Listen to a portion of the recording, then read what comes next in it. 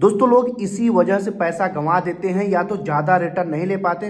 दोस्तों सिर्फ 2 मिनट में समझिए कि आपको क्या करना है और क्या नहीं करना है अगर आप भी एसआईपी स्टार्ट करने जा रहे हैं, म्यूचुअल फंड करने जा रहे हैं। सबसे पहले दोस्तों आपका अपना टाइम पता होना चाहिए कि आप कितने समय के लिए एसआईपी स्टार्ट करना चाहते हैं। आपके पास गोल क्या है, शिक्षा के लिए, रिटायरमेंट के लिए, वेल्थ क्रिएशन के लिए। अगर दोस्तों आपका टाइम और आपका गोल पता चल गया तो आपका सारा रिस्क ऐसे ही खत्म हो गया। अगर आपके पास टाइम ज़्यादा है तो आप उसके हिसाब से फंड चुनेंगे और टाइम कम है तो उसके हिसाब से अलग फंड चुनेंगे।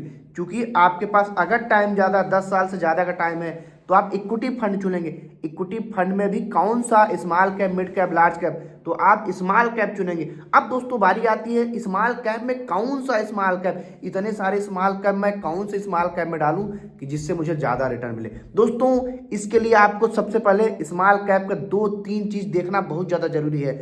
वो स्मॉल कैप आप लेंगे जिसके पास लगभग 9-10 हज़ार करोड़ से ज़्यादा का पैसा होगा। यानी जो 9-10 हज़ार करोड़ से ज़्यादा का जो फंड मैनेजर पैसा फंड मैनेज कर रहा है, दोस्तों अगर उसके पास ऑलरेडी इतना ज़्यादा पैसा है तो उनका फंड मैनेजर अच्छा होगा, उनकी टीम अच्छी होगी दोस्तों।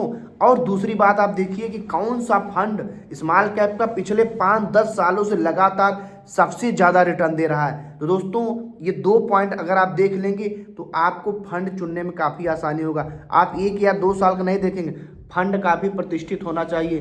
कोई नया नया फंड अभी है, उसने साल भर में बढ़िया रिटर्न दे दिया, आप उसमें नहीं डालेंगे। आपको फंड चुनने से पहले ये 2 गलती बिल्कुल भी नहीं करना है कि आपके उसके पास स्मॉल कैप यानी स्मॉल कैप का है, फंड काफ़ी अच्छा खासा होना चाहिए, यानी लगभग 9-10 हज़ार करोड़ होना चाहिए। और दोस्तों दूसरी बात, वो लगातार कंसिस्टेंस रिटर्न बना के दिया हो पिछले 5-10 सालों में। और दोस्तों उसका एक्सपेंस रेशियो आप जरूर चेक करेंगे। एक्सपेंस रेशियो अगर ज़्यादा है तो उसका फ़ायदा उसको मिलेगा, वो आपकी ही जेब से कटेगा। और अलग बात, आप एग्जिट लोड जरूर देखिए। एग्जिट लोड अगर आप क्योंकि आपका लॉन्ग टाइम गोल है तो आपको एग्जिट लोड से मतलब नहीं है, लेकिन फंड कैप और उसका रिटर्न जरूर चेक करेंगे।